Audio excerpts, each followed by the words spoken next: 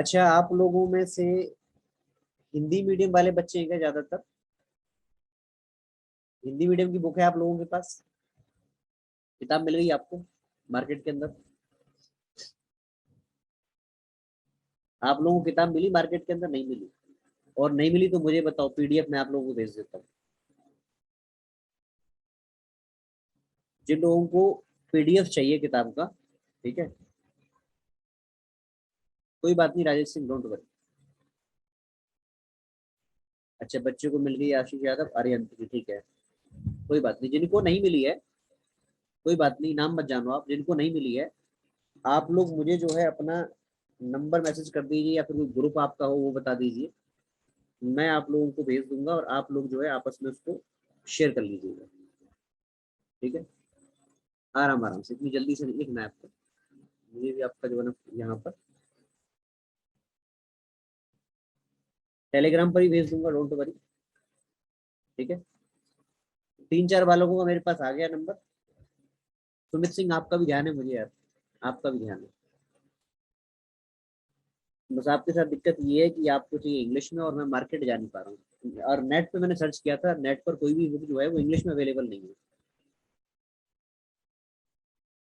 ठीक है। तो 3-4 बालकों के नंबर मेरे पास आ गए हैं, मैं आपको दे दूंगा, आप लोग जो है इसको सर्कुलेट कर लीजिएगा आपस में। 3-4 किताब है। Good, very good.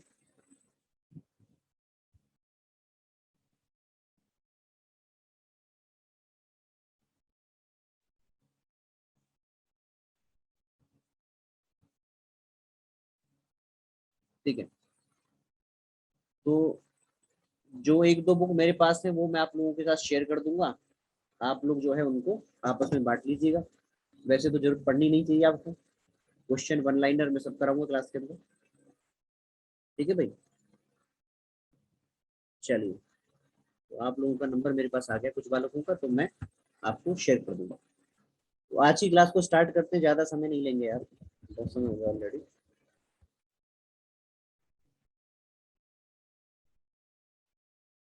देखो, लास्ट क्लास में हम लोग न्यायपालिका की चर्चा कर रहे थे। लास्ट क्लास में हम लोगों ने न्यायपालिका की चर्चा की थी।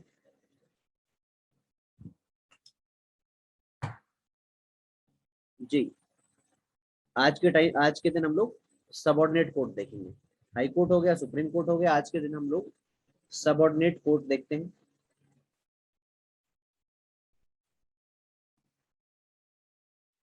देखिए चलो, जब मैंने आपको पहली क्लास ली थी, कुछ बच्चे नए हैं फटाफट देख लो, 5 मिनट के अंदर रिकॉल कराऊंगा।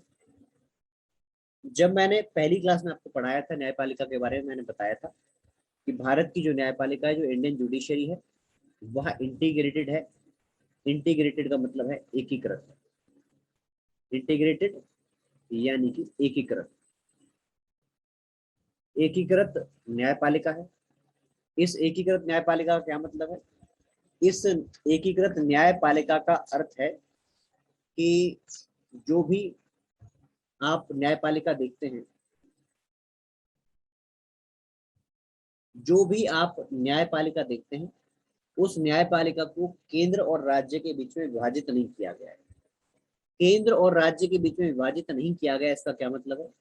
इसका मतलब है कि केंद्र और राज्य दोनों के लिए जो न्यायपालिका है वो एक है। और दोनों के लिए न्यायपालिका एक होने का क्या मतलब है बच्चे? दोनों के लिए दोनों के लिए न्यायपालिका एक होने का मतलब क्या होता है? दोनों के लिए न्यायपालिका एक होने का मतलब होता है कि जिस कोर्ट के अंदर केंद्र के केस सुने जाएंगे, उसी कोर्ट के अंदर राज्य के केस भी सुने जाएंगे, है ना। तो इसको आप कहते हैं इंटीग्रेटेड जुडिशरी। लेकिन यहाँ पर मैंने आपको बताया था कि एक क्रम तय होता है। एक क्रम तय होता है किस प्रकार से? सबसे पहले सबसे पहले पूरे भारत के लिए कोर्ट, जिसको आप कहते हैं सुप्रीम कोर्ट, हिंदी में कहते हैं सर्वोच्च न्यायालय। सर्वोच्च न्यायालय चर्चा हम लोग कर चुके हैं। आर्टिकल 124 से लेकर के 147, जो मेन मेन पॉइंट्स हम लोगों ने चर्चा कर ली है। आर्टिकल 124 से लेकर 147 भाग 5 में चर्चा है। दूसरे नंबर पर हर राज्य के लिए एक हाई कोर्ट, और जहां ज्वाइंट की आवश्यकता है तो ज्वाइंटली हाई कोर्ट, हिंदी में आप लोग उसको कहते हैं उच्च न्यायालय। हिंदी में आप लोग क्या कहते हैं इसको? उच्च न्यायालय। आर्टिकल 214 से लेकर के आर्टिकल 231। और तीसरे लेवल पर जब आप देखते हैं तो यहाँ पर आ जाता है हमारा क्या? Subordinate court. Subordinate court, Hindi में आप कह देते हैं इसको अधीनस्थ न्यायालय। हिंदी में आप लोग इसको कह देते हैं अधीनस्थ न्यायालय। आर्टिकल 233 से लेकर के आर्टिकल 237, आर्टिकल 233 से लेकर के आर्टिकल 237। इंटीग्रेटेड जुडिशरी, यानी कि एकीकृत जो है न्यायपालिका आपको भारत के अंदर देखने को मिल जाती है। पहले जो 2 पॉइंट है जिसको आप कहते हैं सुप्रीम कोर्ट और हाई कोर्ट, ये तो हम चर्चा कर चुके हैं, पढ़ चुके हैं। आज की क्लास में हम लोग चर्चा करेंगे किसकी? आज की क्लास में हम लोग पढ़ेंगे सबऑर्डिनेट कोर्ट। देखिए, जब हम सबऑर्डिनेट कोर्ट की बात करते हैं तो इसका मतलब हम बात कर रहे हैं डिस्ट्रिक्ट लेवल पर कोर्ट की। किसकी बात कर रहे हैं हम लोग बात कर रहे हैं डिस्ट्रिक्ट लेवल पर, यानी कि जिला लेवल पर। किस लेवल पर बच्चे? जिला लेवल पर हम लोग चर्चा कर रहे हैं कोर्ट की।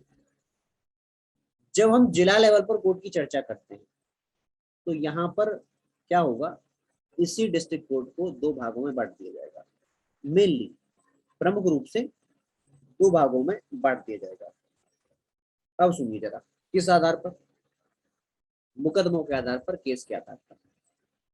अब जो केस आप लोग देखते हैं, जो मुकदमे आप लोग देखते हैं, ये मुकदमे आप 3 ब्रॉडली अगर हम देखें तो 3 कैटेगरी के अंदर आ जाते हैं। सबसे पहला जो मुकदमा होगा उसको आप कहते हैं संवैधानिक मुकदमा, यानी कि कॉन्स्टिट्यूशनल केसेस। अब कॉन्स्टिट्यूशनल केस का मतलब क्या है? कॉन्स्टिट्यूशनल केस का मतलब है संविधान की व्याख्या करना, इंटरप्रिटेशन ऑफ द कॉन्स्टिट्यूशन। जैसा कि आर्टिकल 32 है, उसको लेकर कोर्ट को कोई व्याख्या देनी है, या फिर कोई और आर्टिकल है, कोई और इशू है जहां पर संविधान की व्याख्या होनी है, उनको आप कहते हैं संविधान के मुकदमे, कॉन्स्टिट्यूशनल केसेस। अब ये जो कॉन्स्टिट्यूशनल केसेस होते हैं ये डिस्ट्रिक्ट लेवल पर नहीं आते, ये आपका हाई कोर्ट और सुप्रीम कोर्ट के अंदर चले जाते हैं। ठीक है, तो वो तो बच गया। अब बाकी कौन से बच गए? 2 केस और। 2 केस कौन से बच गए? पहला आप लोग लिखें सिविल केसेस। सिविल केसेस, इन सिविल केसेस को आप लोग, हम लोग हिंदी में कहते हैं दीवानी मुकदमे। क्या कहते हैं? दीवानी मुकदमे। और दूसरा इसी के पैरेलल आप लोग लिखेंगे क्रिमिनल केसेस। क्रिमिनल केसेस क्या कहते हैं? क्रिमिनल केसेस, यानी कि फौजदारी मामले। फौजदारी मामले, क्रिमिनल केसेस। डिस्ट्रिक्ट लेवल पर आप देखें, जिला लेवल पर देखें, तो जो जिले की अदालत होती है उनको प्रमुख रूप से 2 भागों में बांट दिया जाता है। पहला सिविल केस और दूसरा है क्रिमिनल केस के आधार पर, फौजदारी मामले, दीवानी मामले। अब दीवानी मामले क्या होते हैं? दीवानी मामले जैसे कि जहां पर किसी को वो मामला जो समाज के खिलाफ नहीं है, आप समझ लेना, मैं ब्रॉडली एक बात कही है, वो मुकदमे जो समाज के खिलाफ नहीं है, वो अपराध जो समाज के खिलाफ नहीं है, और वे अपराध जो समाज के खिलाफ है, एक एक लाइन को समझना, वे अपराध जो समाज के खिलाफ है उनको आप क्या कहते हैं? उनको आप लोग कहते हैं क्रिमिनल केस, यानी कि फौजदारी मामले। फॉर एग्जाम्पल, 2 भाई, 2 भाइयों के बीच में प्रॉपर्टी को लेकर के विवाद है। उनके दादा कोई वसीयत लिख करके गए, पिताजी वसीयत लिख गए, वसीयत लिख गए तो प्लॉट को लेकर के झगड़ा है कि इस प्लॉट का राइट वाला हिस्सा मेरा है, लेफ्ट वाला हिस्सा मेरा है। ऐसे विवाद आपको देखने को मिल जाते हैं घरों के अंदर। ऐसा कोई विवाद है, या फिर बहन भाई का आपस का झगड़ा प्रॉपर्टी को लेकर के, तो वो सब कैसा है? दीवानी मुकदमा है, दीवानी केस है, क्योंकि इसमें समाज का कोई लेना देना नहीं, समाज को कोई हानि नहीं हो रही, आपका पर्सनल इशू है, पर्सनल मैटर है, आप इसको निपटा लीजिए। ऐसे ही शादी ब्याह का मामला है, शादी का मामला है, बारात का मामला है, तलाक का मामला है, तो आपस में दोनों ही तो लड़ रहे हैं, पति पत्नी आपस में लड़ रहे हैं। किसके लिए? बोले तो वो कहता है मुझे खर्चा चाहिए, दूसरा वाले पार्टी कुछ और डिमांड होती है, अलग अलग होता है। बस समझ आ रही है? तो ये आपसी मामला है, समाज के खिलाफ नहीं है, तो समाज के खिलाफ नहीं है तो दीवानी मामला। ऐसा समझ लो प्यार मोहब्बत तो दीवानी मामला हो गया। आप समझ रहे हैं ना, आपस में निपटा सकते हो दीवानी मामला। लेकिन कुछ अपराध ऐसे हो जाते हैं, कुछ मुकदमे, कुछ चीजें ऐसी हो जाती हैं जो समाज के खिलाफ चली जाती है। कहने को तो व्यक्तिगत तौर पर लगती है, लेकिन होती समाज के खिलाफ है। जैसे कि यहाँ पर अभी मैंने आपको बताया था कोई प्रॉपर्टी का केस है, अभी मैंने आपको बताया था कोई संपत्ति का मामला है, इस संपत्ति के बंटवारे को लेकर के आपस में विवाद है, और विवाद को लेकर के दोनों पार्टियों ने क्या किया, आपस में गोली चला दी, एक मर गया सब उसमें से। जब व्यक्ति मरता है तो अब ये मैटर पर्सनल नहीं हो जाता, अब ये समाज के खिलाफ हो गया। क्यों? क्योंकि भाई आज एक व्यक्ति मरा है, कल को दूसरा मरेगा। बात समझ में आ रही है? तो हत्या जो होता है वो क्या होता है, हत्या जो है वो हत्या कहाँ पर आ जाएगा, हत्या आ जाएगा भैया यहाँ पर क्रिमिनल केस में, ठीक है, मर्डर आ जाएगा यहाँ पर। बात समझ में आ रही है? हालांकि मुकदमे अभी भी दो हैं, संपत्ति का बंटवारे का मुकदमा यहाँ पर चलेगा, हत्या का मुकदमा यहाँ पर चलेगा। आप समझ रहे हैं मेरी बात को? तो कोई अपराध जो समाज के खिलाफ हो जाता है वो हत्या की बात हो जाती है। जैसे कि अगर तलाक की बात करें, तलाक यहाँ चल रहा है, लेकिन तलाक से पहले झगड़ा हो जाए, मार पिटाई हो जाए, तो फिर फौजदारी मामले में आ गया, क्रिमिनल मामले में आ गया। उसी में अगर दहेज का मामला है, अगर उसी के अंदर दहेज का मामला है, डाउरी का मामला है, तो डाउरी का मामला किस में आएगा, समाज के खिलाफ है डाउरी, समाज के ऊपर एक धब्बा है, जो दहेज है, जो डाउरी है, वो क्रिमिनल केस यानी कि फौजदारी मामले में आ जाएगा। बात समझ आ गई? तो इस प्रकार से मुकदमों के आधार पर, केसेस के आधार पर हमारे भारत के अंदर जो सबॉर्डिनेट कोर्ट है यानी कि जिला न्यायालय होता है, उसको हम दो भागों में बांट देते हैं। पहला वो कोर्ट जो सिविल मामलों को सुनेगा, दीवानी मामलों को सुनेगा, दूसरा कोर्ट वह जो फौजदारी मामलों को सुनेगा। एक बच्चा पूछ रहा है कि क्या सर सिविल केस को हम लोग क्रिमिनल केस में कन्वर्ट कर सकते हैं? बिल्कुल नहीं। ऐसे कैसे कर दोगे? ऐसा नहीं हो सकता। यह संपत्ति का मामला है, आपस में विवाद चल रहा है, एक तो मामला है ही है, अगर झगड़ा हो गया, मार पिटाई हो गई या किसी की हत्या हो गई, तो एक एक्स्ट्रा केस और चल जाएगा। संपत्ति केस तो संपत्ति का सिविल मामला है, सिविल मामला ही चलेगा, वो कभी भी फौजदारी मामला नहीं बन सकता। उसी प्रकार से कोई फौजदारी का मामला है तो वो सिविल सूट नहीं बन सकता। ये बात आप समझ लेना, ठीक है ना? तो कभी भी केस कन्वर्ट नहीं होता, जो फौजदारी का मामला है फौजदारी का मामला ही रहेगा, आप उसको दीवानी मामले में कभी तब्दील नहीं कर पाओगे। अरे बात समझ में आती है? तो ये हो गया हमारा अदालत को दो भागों में बांटना मुकदमों के आधार पर। अब जरा सुन लीजिए, ठीक है? यहां पर हेड कौन होगा? यहां पर हेड होगा चीफ जज, डिस्ट्रिक्ट जज। अब जब ये डिस्ट्रिक्ट जज काम करता है तो यहां पर जब काम करेगा, ठीक है, सुनना मेरी बात को, जब सिविल मामलों के अंदर काम करता है तो उसको आप क्या कहते हैं? डिस्ट्रिक्ट जज कहते हैं। क्या कहते हैं? डिस्ट्रिक्ट जज कहते हैं, या उसको बोलते हैं आप जो जिला न्यायालय, डिस्ट्रिक्ट कोर्ट। अभी आ रहा हूं बेटा।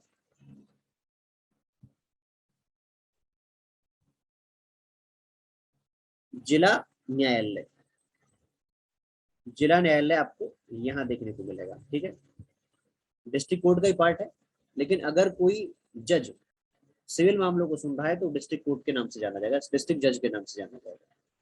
लेकिन अगर क्रिमिनल केसेस को सुन रहा है कोई जज या फिर कोई न्यायालय, तो उसको हम लोग इंग्लिश में कहते हैं session court.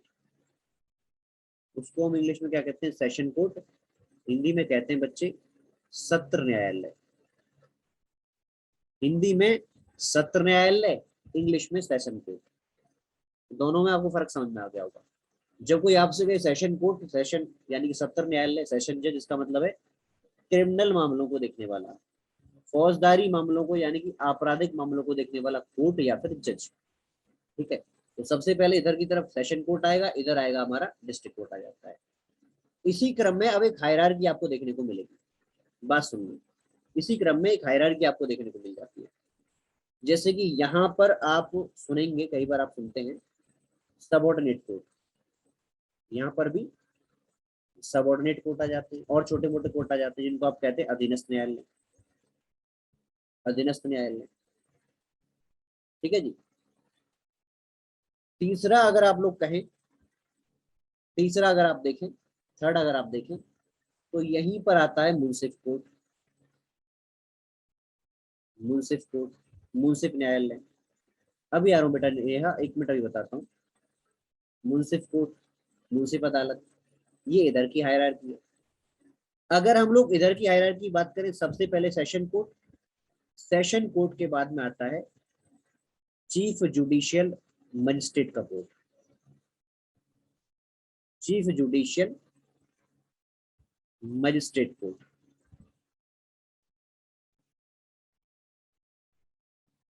Chief judicial magistrate court, या फिर आप कह सकते हैं हिंदी में मुख्य दंडाधिकारी का, मुख्य दंडाधिकारी की अदालत। फर्क मैं समझाऊंगा, लिख लो पहले आपस। मुख्य दंड का अधिकारी, अभी सारा बताऊंगा, पहले नोट कर लो। उसके बाद यहाँ पर तीसरे नंबर पर आप देखेंगे तो यहाँ पर लिखा आता है, आप लोग पढ़ेंगे यहाँ पर, judicial magistrate court, judicial magistrate court, judicial magistrate court. और अगर हिंदी में आप इसको देखें तो दंडाधिकारी की अदालत। ठीक है, ये एक हायरार्की है, जो नॉर्मल हायरार्की है। अगर आप देखेंगे तो अलग अलग जगह पर अलग अलग हायरार्की आपको देखने को मिलेगी। जो स्टैंडर्ड प्रैक्टिस है वो मैं आपको बता रहा हूँ। क्रिमिनल केस की तरफ आइए, इसको समझिए, पहले इस सेक्शन को समझिए, बाद में दीवानी मामलों की तरफ आते हैं। सुनो मेरी बात।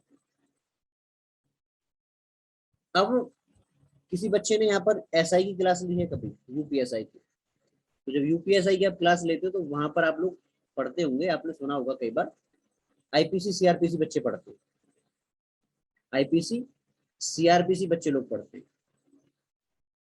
तो उसके अंदर क्या पढ़ा जाता है? उसके अंदर ये रहता है कि जिस प्रकार का अपराध होगा उसी प्रकार से सजा मिलती है, जिस प्रकार का अपराध है उसी प्रकार से सजा मिलती है। जैसे कि चोरी की बात करें तो चोरी के अंदर मैक्सिमम 300, ठीक है प्रकार, ठीक है, मैक्सिमम 3 साल की सजा मिलेगी चोरी के अंदर। वहीं अगर डकैती की बात हो जाती है तो डकैती के अंदर प्रावधान और बढ़ जाता है। बात समझ आ रही है? डकैती हुई तो अलग प्रावधान बढ़ जाएगा। और अगर हत्या हो जाए, मर्डर हो जाए, तो मर्डर के अंदर अलग अलग सजा मिलती है। दहेज हत्या है तो अलग सजा मिलती है।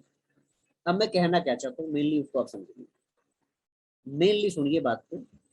अगर कोई मुकदमा ऐसा है जिसके अंदर कोई अपराध, व्यक्ति ने अपराध किया, कोई अपराध ऐसा है जहां पर अधिकतम सजा 3 साल की मिल सकती है, तो उन मुकदमों को कहां पर शुरू किया जाएगा?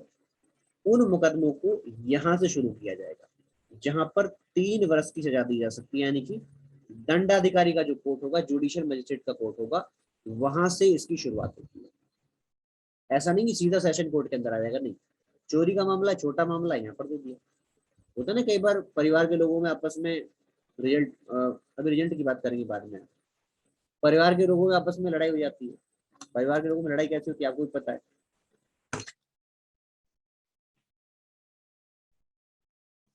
परिवार के लोगों में आपस में लड़ाई हो गई, अब लड़ाई कैसी होती है वो आपको भी पता रहता है ना। बोले चाय की भगोनी आंख में रख दी, तो छोटी मोटी बातें कई बार हाथापाई बदल जाती है, और फिर पड़ोसी कंप्लेंट कर देते हैं तो पुलिस आ जाती है, ये भी देखने को मिल जाता है। बात समझ में आ गई? तो छोटा कोर्ट का कोई मामला है तो वो यहाँ पर जाएगा, बात समझ में आ गई, इस कोर्ट के अंदर जाएगा। लेकिन मामला ऐसा है जिसमें 3 साल से अधिक की सजा मिलेगी, लेकिन 7 वर्ष से कम की सजा मिलेगी। 3 साल से तो अधिक की मिलेगी लेकिन 7 वर्ष से कम की सजा मिलेगी, तो वो कहाँ पर जाएगा? वो जाएगा चीफ जुडिशियल मजिस्ट्रेट के कोर्ट में, यानी कि मुख्य दंडाधिकारी की अदालत के अंदर जाएगा। ठीक है जी। हम्म। तो 7 वर्ष की सजा होगी तो यहाँ पर मामला सुना जाएगा। अब 7 वर्ष से ज्यादा का मामला है, हत्या का मामला है, डकैती का मामला है, तो वो सब मामले कहाँ पर आएंगे? वो सब आएंगे सेशन कोर्ट के अंदर, आएंगे सत्र न्यायालय के अंदर आएंगे। जैसे कोई रेप का मामला है तो सीधा शुरुआत कहाँ से होगी? यहाँ से शुरुआत हो जाएगी। ठीक है जी। तो ये जो है आपको एक हायरार्की दी गई है। अब एक बात और सुनिए, ये मैं बात कर रहा हूँ किसकी? ओरिजिनल ज्यूरिसडिक्शन की, मूल क्षेत्राधिकार की। मैंने आपको बताया हुआ, मतलब डायरेक्ट मुकदमा कहाँ से शुरू होगा, ये तो मैंने आपको ये बताया है। ठीक है। अब इस मूल क्षेत्राधिकार के साथ साथ अपील का भी तो अधिकार होता है। मान लीजिए किसी व्यक्ति का केस यहाँ से शुरू हुआ, व्यक्ति हार गया, उसको बड़ा दुख हुआ, बड़ा दर्द हुआ, बोले हमको चोर ठहरा दिया अदालत ने कि हम भी चोर नहीं है, हमने चोरी कभी नहीं किया आज तक। उसके मन में ये बात आ गई, तो अपील वो कहाँ करेगा? अब दंडाधिकारी के कोर्ट के अंदर केस चल रहा है, तो अपील के हाई कोर्ट के अंदर करेगा? नहीं, ऐसा नहीं करेगा। वो कहाँ पर अपील करेगा? अपने ऊपर नेक्स्ट, यानी कि यहाँ से जाएगा यहाँ पर, यहाँ से जाएगा यहाँ पर। बात समझ में आ गई? तो मूल क्षेत्राधिकार के साथ साथ अपील का क्षेत्राधिकार भी आपको देखने को मिल जाता है। दूसरी चीज मैंने आपको ये बताई, पहला तो एक मैंने आपको क्लैरिफिकेशन दिया क्या कि किस प्रकार से हायरार्की है। दूसरा मैंने आपको बताया अपील करने का भी सिस्टम है। तीसरा सुन लीजिए, सेशन कोर्ट के संदर्भ में, ये सेशन कोर्ट की शक्ति आप समझ लीजिए। सेशन कोर्ट के अंदर जो जज बैठता है जिसको आप कहते हैं सेशन जज, ठीक है। लीव की क्या, वो सर्टिफिकेट मिल जाता है आपको, वहीं से लिखा हुआ मिलता है। अगर आप चाहते हैं तो अपील कर सकते हैं। जैसे कभी आपने कोर्ट का ऑर्डर देखा होगा तो उसमें लीव होता है। सेशन कोर्ट जरा समझ लीजिए, यहां पर बैठा सेशन जज, ये सेशन जज की शक्ति को आप समझ लीजिए, इस कोर्ट की पावर को आप समझ लीजिए। इस कोर्ट की शक्ति आप देखिए कि ये वो कोर्ट है जो किसी भी प्रकार का पनिशमेंट दे सकता है। मतलब मामले को देखते हुए अगर इसके सामने कोई मामला आया तो फाइन से लेकर के, शुरुआत फाइन से भी कर सकता है, ठीक है जी, फाइन से लेकर के फांसी। एक मैंने हिंदी में लिखा है, इंग्लिश में लिखा है समझाने के लिए। एक फाइन, फाइन से लेकर के फांसी की सजा ये दे सकता है, जैसा भी मामले हुआ होगा उसको देख करके। अरे जैसा भी मामला होगा उसके अकॉर्डिंग सेशन कोर्ट सत्र न्यायालय सजा दे सकता है, फाइन से लेकर के फांसी की। यानी कि फुल पावर होती है, पूरी शक्ति होती है इसके हाथ में, लेकिन मन मर्जी से नहीं, कानून के मुताबिक। एक लास्ट क्लैरिफिकेशन, आपके सिलेबस में तो नहीं है बट कभी आपको मौका मिलेगा पढ़ने का तो आपको पढ़ लेना उसकी। जी, अगर फांसी की सजा मिलती है किसी व्यक्ति को, कहां से, सत्र न्यायालय से, क्योंकि यहां से तो मिल नहीं सकती। अगर फांसी की सजा मिलती है तो जिसको फांसी दी जाएगी वो अपील करेगा करेगा। अगर वो अपील नहीं करता तो भी प्रावधान ये है कि जहां पर फांसी की सजा दी गई है इसकी फाइल ऑटोमेटिकली हाईकोर्ट के अंदर जाएगी। फांसी की सजा की जो फाइल है वो यहाँ से ऑटोमेटिकली हाईकोर्ट के अंदर जाएगी, ऑटोमेटिकली जाएगी। हाईकोर्ट देखेगा, बोले फांसी की सजा हो रही है, ऐसा नहीं सीधा व्यक्ति को जाकर लटका दिया, नहीं, पहले देखेगा। और जब उनको लगेगा कि हाँ सच में इसको फांसी की सजा होनी चाहिए, अपराध ऐसा किया है, तो पुष्टि वही करेगा, यानी कि बाद में सर्टिफिकेट वही देगा कि हाँ इस व्यक्ति को हैंग कर दो। सेशन जज फांसी की सजा सुना तो सकता है, लेकिन उसके सिर्फ कह देने से फांसी की सजा नहीं मिलेगी। प्रावधान सीआरपीसी ये कहती है कि इस मामले को कहां पर लेके जाया जाएगा, इस मामले को हाई कोर्ट के अंदर लेकर के जाएंगे। हाई कोर्ट इस मामले की पुष्टि करेगा, उसकी पुष्टि के बाद ही जो है फांसी की सजा दी जा सकती है। फिर वहां पर अलग प्रावधान आ जाते हैं। हाई कोर्ट ने कह दिया तो फिर सुप्रीम कोर्ट के अंदर आपको पता है अपील करने का अधिकार है। और सुप्रीम कोर्ट के अंदर अपील हो गई, वहां से भी हार गया तो आपको पता है भारत के राष्ट्रपति के पास आर्टिकल 72 के तहत व्यक्ति अपील कर सकता है कि साहब मुझे छोड़ दो, भगवान के लिए मुझे छोड़ दो, है ना जी। हाँ जी, तो ये जो है, जो मैंने बताया बिल्कुल करेक्ट बताया बच्चे, ठीक है। तो ये एक हायरार्की आपको देखने को मिल जाती है किसमें, उन मामलों में जो फौजदारी के मामले। अब जरा सिविल मामलों की तरफ आइए। सिविल मामलों में अगर आप देखेंगे तो यहाँ पर सबसे लोअर लेवल पर मुंसिफ केस, मुंसिफ कोर्ट, पैटी शूट, छोटे मोटे मामले, वो छोटा मोटा कोई जुर्माना इत्यादि है तो मुंसिफ मामलों के अंदर आ गया। उसके बाद अधीनस्थ मामले, और फिर वहां पर आता है जिला न्यायालय, डिस्ट्रिक्ट कोर्ट, और यहाँ की वैल्यूएशन तय होती है। साथ में अगर कोई व्यक्ति मुंसिफ कोर्ट के फैसले से खुश नहीं है तो अधीनस्थ न्यायालय के पास जा सकता है। अधीनस्थ न्यायालय के मामले से खुश नहीं है तो जिला न्यायालय जा सकता है। यहाँ से खुश नहीं है तो हाई कोर्ट भी जा सकता है, ठीक है। तो वैल्यूएशन के अकॉर्डिंग यहाँ पर होता है। तो ये दो लेवल पर जो है कोर्ट के अंदर बांट दिया जाता है, किसके आधार पर, केसेस के आधार पर। ये तो है नॉर्मल एक व्यवस्था जो चल रही है। अब आपने कमिश्नरेट सिस्टम सुना होगा, मेट्रोपॉलिटन सिटी सुनी होगी, सुना होगा ना कि दिल्ली मेट्रोपॉलिटन सिटी है, पुणे मेट्रोपॉलिटन है ना जी। तो जहां पर कमिश्नरेट सिस्टम चलता है, मेट्रोपॉलिटन सिटी चलती है, तो वहां पर ये जो सेशन कोर्ट है इसी का नाम पड़ जाता है मेट्रोपॉलिटन मजिस्ट्रेट का कोर्ट, एमएम कोर्ट उसको कह देते हैं, एमएम कोर्ट कह देते हैं। कहाँ पर, मेट्रोपॉलिटन सिटीज के अंदर। उसी प्रकार से अगर आप इधर आ जाओगे तो जैसे डिस्ट्रिक्ट कोर्ट है, इसके कोर्ट को आप क्या कहते हैं वहां पर, चीफ जज का कोर्ट। या फिर अगर आप सबॉर्डिनेट कोर्ट को आते हैं तो वहां पर कह देते हैं कि चीफ जज फर्स्ट कैटेगरी का। मुंसिफ कोर्ट की तरफ जाओगे तो चीफ जस्ट सेकंड कैटेगरी का या फिर जूनियर कैटेगरी का। तो ये अलग अलग कैटेगराइजेशन वहां पर देखने को मिलता है, आपको ये याद रखना है। अरे बात समझ में आ गई, ये हुई बात। अब जरा यहाँ पर जो जज हैं उनकी बात को सुन लीजिए। जो डिस्ट्रिक्ट के जब हम बात करते हैं जिले के अंदर, आपने सुना होगा एक सेशन जज जो डिस्ट्रिक्ट का जो हेड है, या फिर सिविल केसेस की बात करें, कहने का मतलब डिस्ट्रिक्ट कोर्ट का जो हेड है, उस हेड की अगर हम अपॉइंटमेंट की बात करें, उस हेड की अगर हम नियुक्ति की बात करें, तो अपॉइंटमेंट कौन करता है? अपॉइंटमेंट करते हैं हमारे राज्यपाल साहब। ठीक है, राज्यपाल साहब करते हैं, गवर्नर साहब करते हैं, लेकिन ये सलाह किया करते हैं, कंसल्ट किया करते हैं। और कंसल्ट किससे करते हैं? हाई कोर्ट से, यानी कि उच्च न्यायालय से कंसल्ट कर करके ये आपको रिक्रूटमेंट, ये अपॉइंटमेंट आपको देखने को मिल जाएगी। इसके साथ साथ ये जो लोअर लेवल पर हम लोग यहाँ पर देख रहे हैं, चाहे वो म्युनिसिपल कोर्ट की बात करें या फिर चीफ जुडिशियल मजिस्ट्रेट कोर्ट की बात करें, जुडिशियल मजिस्ट्रेट कोर्ट की बात करें, ये सब कहाँ से आते हैं? एक जुडिशियल सर्विस का पेपर होता है।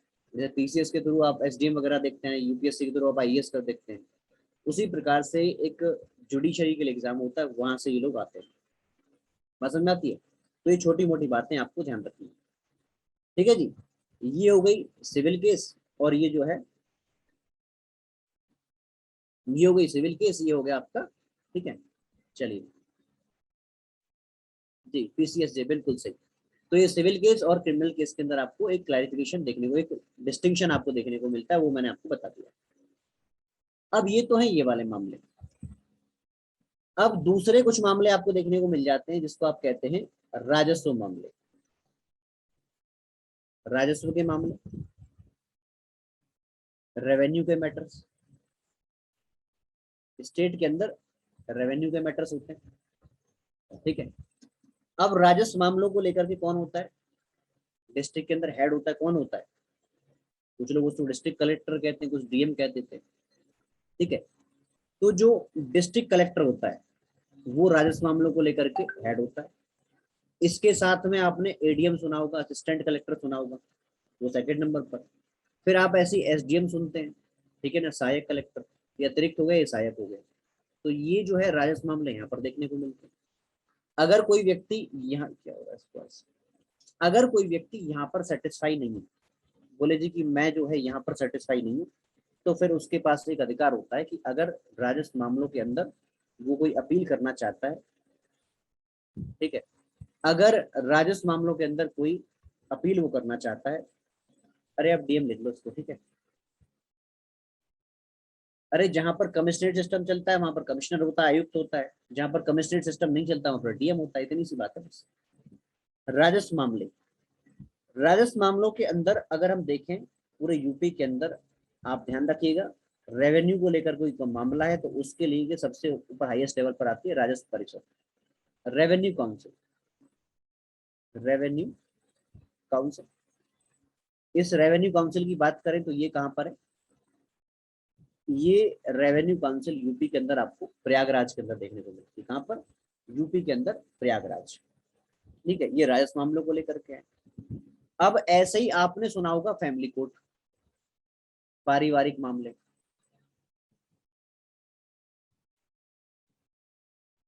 पारिवारिक मामले, फैमिली कोर्ट आपने सुने होंगे, फैमिली कोर्ट, पारिवारिक मामले आपने सुने होंगे। अब पारिवारिक मामले कौन से होते हैं? पारिवारिक मामले फैमिली कोर्ट को अगर आप देखें तो कुछ मामले होते हैं ना, जैसे कि शादी की बात हो, ये भी मैंने आपको बताया था, जैसे कि पति पत्नी का मामला है आपस में, ये शादी तलाक की बात है। इसके साथ में अगर आप देखें पति पत्नी के साथ में, आपने सुना होगा भरण पोषण, हिंदी में कहते हैं भरण पोषण, मेंटेनेंस, मेंटेनेंस का मामला है। इसके साथ में आप लोगों ने एक चीज सुनी होगी, जैसे अजय यादव बिल्कुल सही आपने कहा, कस्टडी ऑफ चिल्ड्रन। ठीक है, इसको हिंदी में एक नाम देते हैं, पता नहीं क्या नाम देते हैं, बल्दियत शायद इसको कहते हैं, मुझे प्रॉपर ध्यान नहीं आ रहा। कस्टडी को जो गार्जियनशिप होती है, एक प्रॉपर हिंदी का वर्ड है इसके लिए, I can't remember that now, but जैसे ही आएगा मैं आपको बताऊंगा। ठीक है, तो सुनिए, तो पति पत्नी का मामला है, भरण पोषण का मामला है, कहने का मतलब कोई भी पारिवारिक मामला है। तो पारिवारिक मामलों को लेकर के हमारे यूपी के अंदर पारिवारिक न्यायालय है, फैमिली कोर्ट है, हिंदी में आप लिखिए पारिवारिक अदालत। पारिवारिक अदालत आपको देखने को मिल जाती है। बात समझ में आ गई। अब जैसे कि मैंने अभी बताया पति पत्नी है, विवाह की बात करें, इनका आपस का कोई बात है, पति पत्नी का विवाह की बात करें, तलाक की बात करें, भरण पोषण की बात करें, या फिर कस्टडी मतलब बच्चों की संरक्षता, याद आ गया मेरे को, बच्चों की संरक्षता, बच्चों की संरक्षता। अब इससे जुड़ा कोई मामला होगा तो वो कहां पर जाएगा, वो कहां पर जाएगा, वो जाएगा फैमिली कोर्ट के अंदर। तो हर जिले के अंदर जो है आपको फैमिली कोर्ट मिल जाएगा। यूपी के अंदर जितने जिले हैं, हर जिले में, प्रत्येक जिले में, नोट कर लेना, प्रत्येक जिले में, प्रत्येक जिले में एक पारिवारिक अदालत आपको देखने को मिलेगी। प्रत्येक जिले में एक पारिवारिक अदालत आपको देखने को मिल जाती है, सिवाय लखनऊ और कानपुर के। अगर हम यूपी के अंदर लखनऊ और कानपुर को देखें तो लखनऊ और कानपुर के अंदर मामलों की बढ़ती संख्या को देखते हुए ये तय किया गया कि यहाँ पर दो पारिवारिक अदालत होंगी। इन दो जगह पर दो पारिवारिक अदालत होंगी, दो फैमिली कोर्ट आपको देखने को मिल जाती है। तो ये पारिवारिक मामलों को देखने के लिए क्या है, पारिवारिक मामलों को देखने के लिए पारिवारिक अदालत यानी कि फैमिली कोर्ट हो जाती है। उसी प्रकार से आप लोगों ने सुना होगा लोक अदालत। ये तो सुना होगा आपने, कहीं ना सुना हो तो दूरदर्शन देख लिया करो कभी कभार, ठीक है, वहां पर ही चीजें दिख जाती हैं, ठीक है, दूर का दर्शन होता है वहां पर, बहुत कम चीजें बताते हैं, फालतू फालतू नहीं, डराते नहीं, वो लोग न्यूज सुनाते हैं बढ़िया तरीके से, साथ में जानकारी भी अच्छी देते हैं, तो पेपर में काम आती है। ठीक है भाई, अब जरा सुनिए, लोक अदालत, भारत के संविधान में एक अमेंडमेंट हुआ था, आप लोगों ने पॉलिटी पढ़ी होगी ना। बच्चा कह रहे हैं हम पापा से सुनते हैं बातें, अच्छा ठीक है। बिल्कुल, हर हर जिले के अंदर फैमिली कोर्ट होती है। अभी तो बताया मैंने आपको, सुरेंद्र तिवारी, हर जिले के अंदर फैमिली कोर्ट मिलेगी आपको। अच्छा इधर आइए, लोक अदालत, कोई बात नहीं, पॉलिटिक क्लास चल जाएगी, नहीं चलिए तो चल जाएगी। अब सुनिए बात, वहां पर बता दें, भारत के संविधान के अंदर एक अमेंडमेंट हुआ था 42वां, ठीक है, बड़ा इंपॉर्टेंट अमेंडमेंट है यार ये,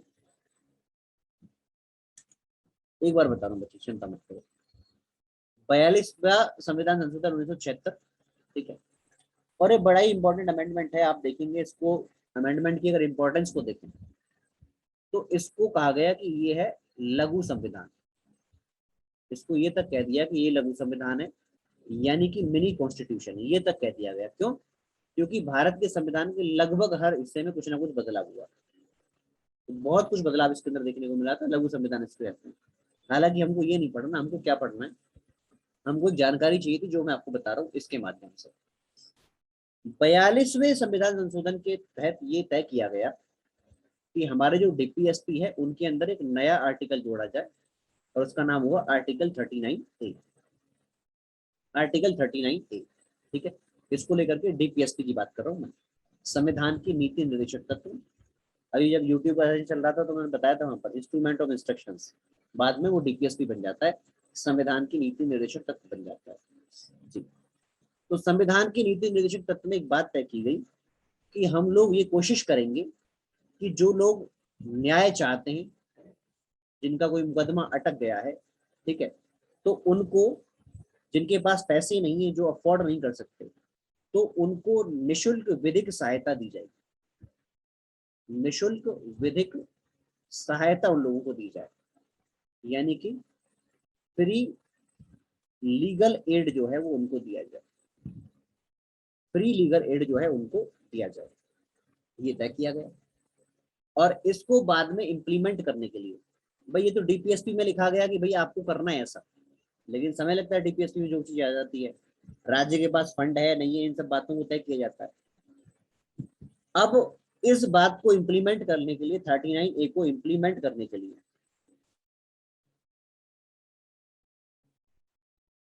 इस बात को इम्प्लीमेंट करने के लिए क्या तय किया गया इसको इम्प्लीमेंट करने के लिए तय किया गया कि भारत के अंदर राज्यों के अंदर बात करें, राज्य की बात करें तो राज्य के अंदर आप लिखें उत्तर प्रदेश, उत्तर प्रदेश, उत्तर प्रदेश राज्य विधिक, राज्य विधिक सेवा प्राधिकरण, राज्य उत्तर प्रदेश राज्य विधिक सेवा प्राधिकरण, ये जो है उत्तर प्रदेश के अंदर लाया गया। पूरे राज्य लेवल की बात करें तो पूरे राज्य लेवल पर, इस लेवल पर, ठीक है, पूरे राज्य के लिए ये। उसी प्रकार से हर जिले के अंदर जिला विधिक सेवा प्राधिकरण, जिला लेवल पर बात करें तो जिला विधिक सेवा प्राधिकरण, ये हो गया जिला लेवल पर। बात समझ में आ रही है? अगर हम लोग तहसील की बात करें तो तहसील लेवल पर आपका तहसील विधिक सेवा प्राधिकरण लेकर के आए हम लोग। और क्या इंश्योर किया गया? ये इंश्योर किया गया, ठीक है, तो ये तो आपको हो गया भाई Uttar Pradesh state legal service authority, ठीक है, इंग्लिश में आपको समझ में आ गया लीगल सर्विस। चलिए, तो इस प्रकार से जो है यूपी के अंदर एक लीगल सर्विस प्राधिकरण बनाया गया, अथॉरिटी बनाई गई, ताकि जो लोग न्याय को अफोर्ड नहीं कर सकते, जिनके पास पैसे नहीं है, वो न्याय को भी अफोर्ड कर सकें। यानी कि जो लोग निर्बल हैं, जिनके पास पैसे नहीं है, स्पेशली किसके लिए, सुन ली बात को, जो लोग निर्बल है, निर्बल का मतलब फाइनेंशियली तौर पर, आर्थिक तौर पर वो कमजोर है। निर्बल का मतलब यहाँ पर इकोनॉमिकली वीकर सेक्शन की बात कर रहे हैं, निर्बल है। उसके साथ साथ आप SC ST लेकर के चलिए। अरे बात समझ में आ रही है? SC ST है, इस प्रकार से चीजें आपको आगे समझ लीजिए कि जो लोग कमजोर हैं उनके लिए ये प्राधिकरण बनाए गए। डन? अरे समझ में आ रहा है? नहीं आ रहा है? हाँ ना तो कर दिया करो।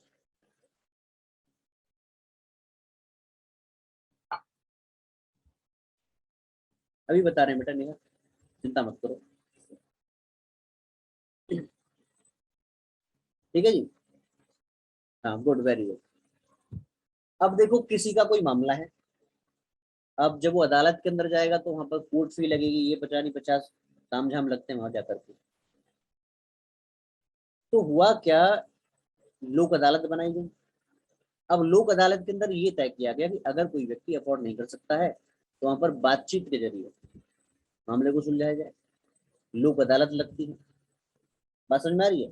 जैसे कि यूपी के अंदर बात करें, प्रत्येक जनपद के अंदर तीन तीन, प्रत्येक जनपद में यूपी के प्रत्येक जनपद में तीन तीन स्थायी लोक अदालत होती है, तीन स्थायी लोक अदालत होती है, ठीक है। तो उस लोक अदालत के अंदर मामले को निपटाया जाता है। लेकिन याद रखना, लोक अदालत के अंदर उन मामलों को नहीं निपटाया जाता जिनको जिनके अंदर कोई फैसला संभव नहीं है, जैसे कि हत्या का मामला है, बलात्कार का मामला है, तो वो सब नहीं जाएगा उधर, ध्यान रखना। बात समझ में आ रही है आपको? हाँ, तो उसको थोड़ा सा आप ध्यान रखिएगा। तो निर्बल लोग जैसे कि SC ST है, महिलाएं हैं, या फिर आप कह सकते हैं सैनिक है, सैनिकों को भी अधिकार होता है यहाँ पर लोक अदालत के थ्रू जाकर के मामले को सुलझा सकते हैं। तो प्रत्येक जनपद के अंदर तीन तीन स्थायी लोक अदालत होंगी, इनका निर्णय मान्य होता है, माना जाता है। अब किसी का मामला कोर्ट के अंदर चल रहा है पहले से पहले, ठीक है, अब कोर्ट के अंदर चलता है तो आपको पता है कि वहाँ पर कोर्ट की फी लगती है, बाद में लोक अदालत के थ्रू उसको सुलटाया जाता है। तो याद रखना, जो फी जमा की है वो फी तक भी रिफंड हो जाती है। इतना आपको डिटेल में जाने की आवश्यकता नहीं है, आप इतना जान लीजिए कि लोक अदालत होती है। 42वां संविधान संशोधन 1976 आता है, उसके तहत ये कहा गया कि सबको निःशुल्क विधिक सहायता दी जाएगी। और यूपी के अंदर 3 लेवल पर, राज्य, जिला और तहसील लेवल पर इसका गठन किया जाता है। साथ में प्रत्येक जनपद के अंदर तीन तीन स्थायी लोक अदालत होती है। कौन कौन से मामले? दीवानी मामले हैं, चकबंदी का मामला है, राजस्व का मामला है, विवाह का मामला है, तलाक का मामला है, भरण पोषण का मामला है, मेंटेनेंस का मामला है। ये सब मामले आप जो है यहाँ पर आपको देखने को मिल जाते हैं। बात समझ आती है? तो ये सब मामले आपको जो है यहाँ पर सुलझाने को मिल जाते हैं। लोक अदालत का ये रोल रहता है। तो ये जो हमको एग्जाम के पॉइंट ऑफ व्यू से इंपॉर्टेंट है, जिसकी आप बात करें एग्जाम के पॉइंट ऑफ व्यू से, तो ये आपको जो है मोर देन सफिशिएंट रहेगा। बात समझ आती है? चलिए, अब चलते हैं हम अपने नेक्स्ट सेक्शन की तरफ, जिसमें हम लोग कुछ स्कीम्स की बात कर लेते हैं। देखो स्कीम से क्वेश्चन आपको जरूर आएगा। जब ग्रामीण आप विकास की बात करते हो तो ग्रामीण विकास से जुड़ी हुई कुछ स्कीम होती है, जैसे कि आपने सुना होगा मनरेगा।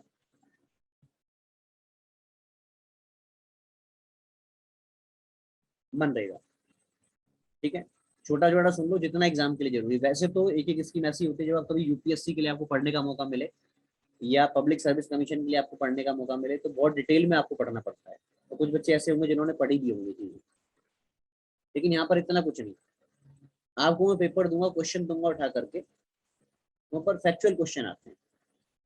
जैसे कि अगर हम Mahatma Gandhi national rural employment guarantee act की बात करें, जी, अगर हम इस अधिनियम की बात करें, इस स्कीम की बात करें, तो देखिए भारत के अंदर इस स्कीम की शुरुआत होती है कब? 2005 के अंदर, 2005 के अंदर शुरुआत होती है।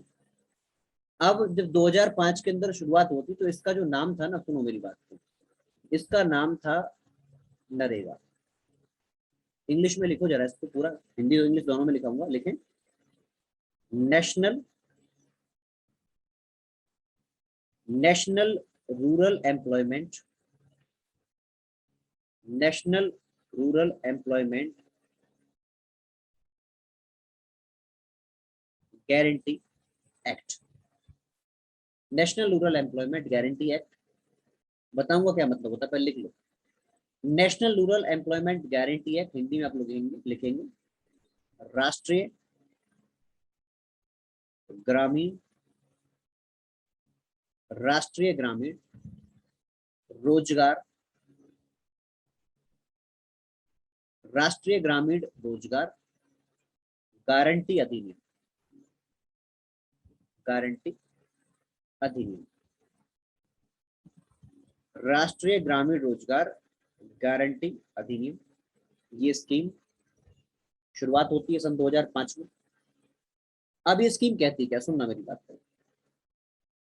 ये स्कीम कहती है कि अगर गांव के लेवल पर, किस लेवल पर बात कर रहे हैं, ग्रामीण लेवल पर, ग्रामीण लेवल पर कोई व्यक्ति है जो अकुशल श्रम करना चाहता है, अकुशल श्रम करना चाहता है, यानी कि लेबर का काम करने को तैयार है, अगर उसको कोई कौशल उसके अंदर नहीं है, कोई ट्रेनिंग उसके पास नहीं है, पढ़ाई लिखाई उसके पास नहीं, लेबर का काम वो करना चाहता है, तो national rural employment guarantee act उसको इस बात का अधिकार देता है कि आपको ये रोजगार मिलेगा। लेकिन किस व्यक्ति को?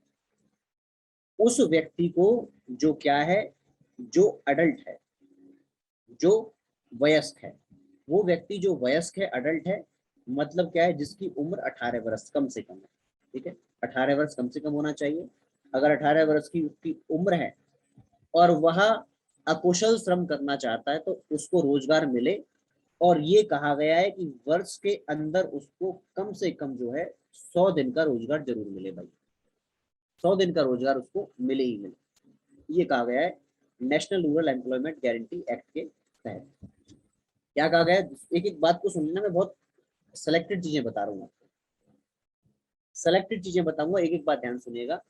जो व्यक्ति अकुशल श्रम करना चाहता है, ट्रेनिंग उसके पास नहीं है, पढ़ाई उसके पास नहीं है, साथ में वयस्क 18 वर्ष का है, तो उसको अधिकार है कि 100 दिन का उसको रोजगार मिले, ये उसका अधिकार मिल जाता है। अब रोजगार के साथ साथ याद रखना, जब रोजगार मिलेगा तो रोजगार के अंदर क्या होता है, रोजगार के अंदर उसको क्या मिलता है, वेतन मिलता है। अरे मिलेगा नहीं मिलेगा, तो यहाँ पर मजदूरी मिलेगी, वेज उसको मिलेगा। तो याद रखना, वेज ऐसा नहीं कि आपने काम कराया 10 रुपया उसको दे दिया। जो जारी वेज होंगे, ठीक है, जो जारी होंगे, जारी मतलब जो उस समय है ट्रेंड के अंदर, बताऊंगा इसके बारे में भी मैं। जो उस समय पर वेज चल रहे हैं उससे कम आपको उसको नहीं देना है, ये भी ध्यान रखना। बात समझ में आती है? तो अकुशल श्रम के लिए कोई अडल्ट व्यक्ति काम चाहता है तो उसको 100 दिन के रोजगार की guarantee national rural employment guarantee act दिया करता है। ये हो गई इसकी पूरी कहानी।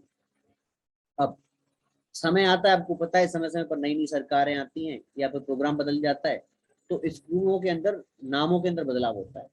जैसे कि आने वाले टाइम में मैं सारी स्कीम आपको पढ़ाऊंगा जितनी काम की है हमारी। और उसके अंदर मैं आपको ये भी बताऊंगा कि यही स्कीम पहले किसी और नाम से चलती थी, बाद में इसके अंदर अमली जामा पहनाया गया, फिर कोई नई स्कीम लेकर के आए, नाम बदल करके, होता लगभग वही है। ठीक है, तो ये चलता रहता है। तो सन 2010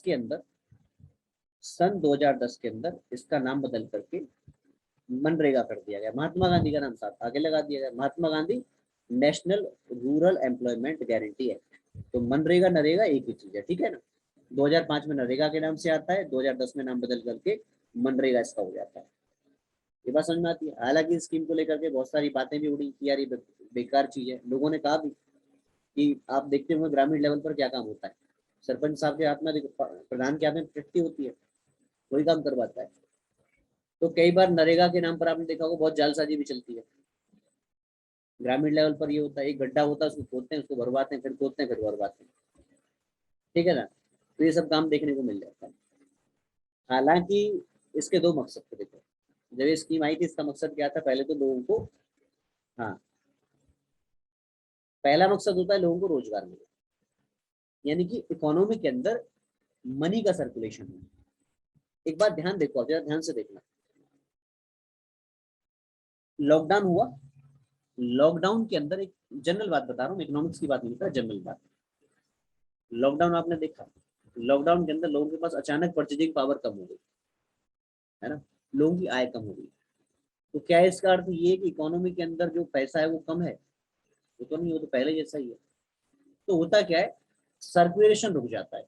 रिसेशन होता है, रिसेशन में क्या होता है, सर्कुलेशन रुक जाता है, जो पैसा होता है उद्योगपति अपने पास रख के बैठ जाता है, बोले मैं कहीं नहीं लगा रहा। यही तो होता है। अगर मैं आपको एज ए लेमन समझाऊं तो इससे ज्यादा मैं इतने ज्यादा इजी नहीं करवा पाऊंगा। तो मेन मकसद क्या था कि लोगों के हाथ में पैसा है, कम से कम लोगों की परचेजिंग पावर बढ़े, और इसका फर्क भी देखने को मिला बकायदा, इसका फर्क भी देखने को मिला है, आज तक देखने को मिलता है। हाँ, इसके द्वारा ये पॉसिबल है, ये कहा जा सकता है कि एसेट नहीं क्रिएट की होगी, लेकिन आप ये नहीं कह सकते मनरेगा बेकार है। अगर मनरेगा बेकार होती तो पुरानी सरकार इसको लागू नहीं करती और नई सरकार इसको कंटिन्यू नहीं करती। राजनीतिक एक बात अलग हो सकती है, राजनीति के तौर पर लोग निंदा करते हैं, वो एक अलग बात है, लेकिन इसकी अपनी उपयोगिता है। डॉक्टर मनमोहन सिंह बहुत सोच समझ कर स्कीम लेकर के आए थे, बात समझ में आती है। तो 2010 में इसका नाम जो है वो बदल करके रख दिया गया मनरेगा। एक एक बात इंपॉर्टेंट है। इसके बाद ये एक कैसी स्कीम है, आप इसको अगर कैटेगरी में देखें, किस प्रकार की स्कीम है, इसकी कैटेगरी अगर आप देखेंगे तो आप लोग कहेंगे कि ये एक सामाजिक सुरक्षा स्कीम है, सामाजिक सुरक्षा योजना है, सोशल सिक्योरिटी का ये स्कीम है, सामाजिक सुरक्षा योजना के तहत ये आती है। पसंद आती है। नेक्स्ट, जो फैक्ट आपको भूलना नहीं है, कई बार पूछा गया है कि अगर मनरेगा के अंदर आप किसी व्यक्ति को रोजगार देते हैं, रोजगार कहां पर दोगे, गांव के अंदर दोगे, तो मतलब किसको दोगे आप ये रोजगार, राज्य के व्यक्ति को दोगे, ठीक है। अब स्कीम कौन लेकर के आ रहा है, केंद्र की सरकार लेकर के आ रही है, स्कीम केंद्र की सरकार लेकर के आ रही है, रोजगार मिल रहा है राज्य के व्यक्ति को। तो क्वेश्चन ये आ जाता है कि यहाँ पर पैसा कौन देगा। तो एक रेशो यहाँ पर तय किया गया कि ये जो पैसा मनरेगा के अंतर्गत दिया जाएगा, केंद्र और राज्य, स्टेट और राज्य, सॉरी स्टेट और सेंटर, ये दोनों मिलकर के देंगे। और इसका रेशो ये तय करके दिया गया कि अगर 100 रुपया खर्च होता है तो 100 रुपए में से खर्चा 75 रुपए का केंद्र सरकार वहन करेगी, 25 रुपए का खर्चा जो है राज्य की सरकार वहन करेगी। 75-25 का रेशो जो है वो आपको देखने को मिल जाता है यहाँ पर, कहाँ पर, मनरेगा के खर्चे को लेकर के। बात समझ में आती है भाई। एक चीज ध्यान रखना, कुछ मत भूलना, ठीक है। अब इसके अंदर कुछ और भी प्रावधान है। वो क्या प्रावधान है कि जो टोटल नंबर ऑफ बेनिफिशियरीज आपको दिख रहे हैं, बेनिफिशियरीज का मतलब जिन लोगों को रोजगार मिल रहा है, जिन लोगों को रोजगार मिल रहा है, मनरेगा प्रावधान ये कहता है उनमें से, यानी कि जो मजदूर आप कह रहे हैं ना, उसमें से 1/3 महिलाएं होनी चाहिए, 1/3 महिलाएं होनी चाहिए उसके अंदर। मान लीजिए एक जिले के अंदर एक आ गए 300 लोगों को रोजगार मिला, मैं एक नॉर्मल आंकड़ा देकर चल रहा हूँ, तो उसमें से 100 महिलाएं जरूर होनी चाहिए, क्योंकि जब तक आप महिलाओं का उत्थान नहीं करोगे देश का उत्थान तो वैसे भी नहीं होना। बस समझ आती है, ठीक है।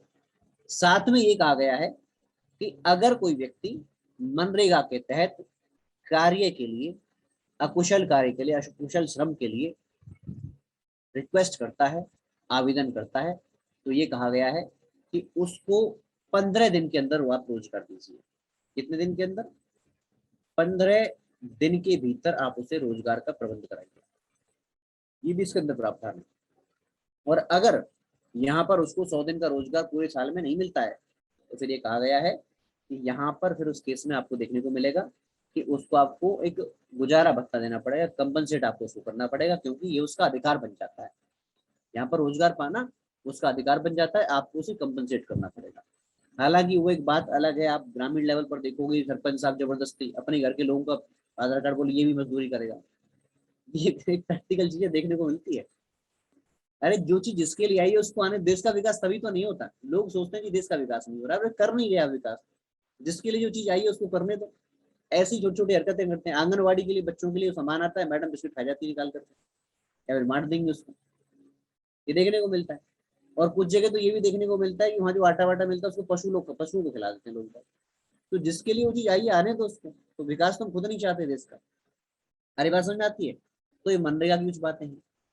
अब साथ में ये कहा गया है कि मनरेगा का जो काम है, जो टोटल काम किसी जिले के अंदर आता है, तो उसके अंदर ये कहा गया है कि इसका जो हर जगह होता है ब्रजेश कुमार, हर जगह आपके यानी पूरे भारत के अंदर ये होता है।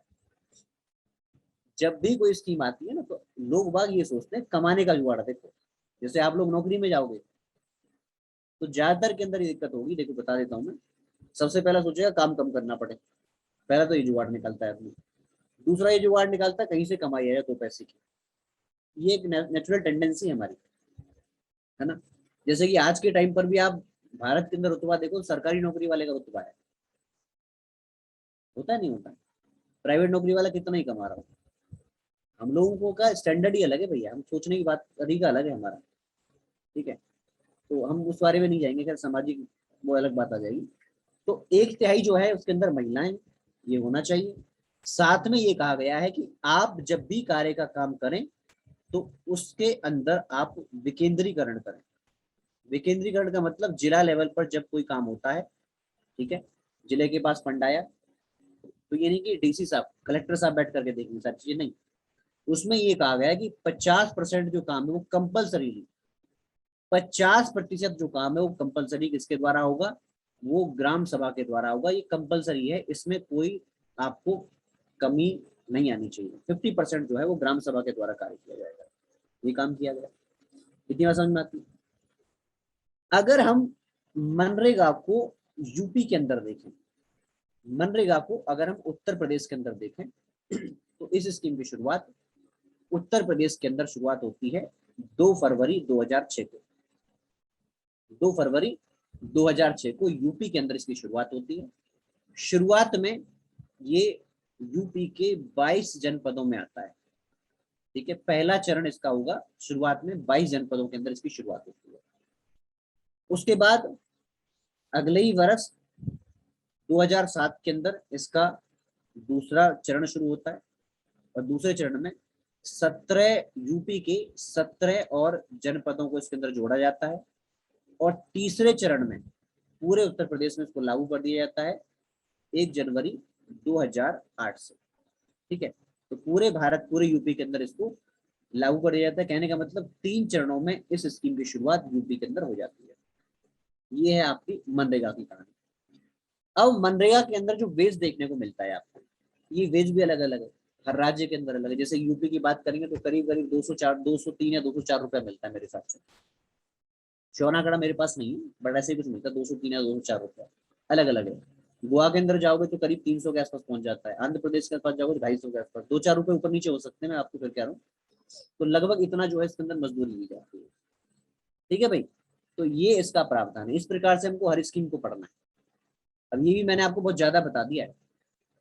ये भी मैंने जो आपको जो है बहुत ज्यादा। अच्छा, यूपी के अंदर कितना मिलता है? 270 मिलता है, हो सकता है, आई एम नॉट श्योर।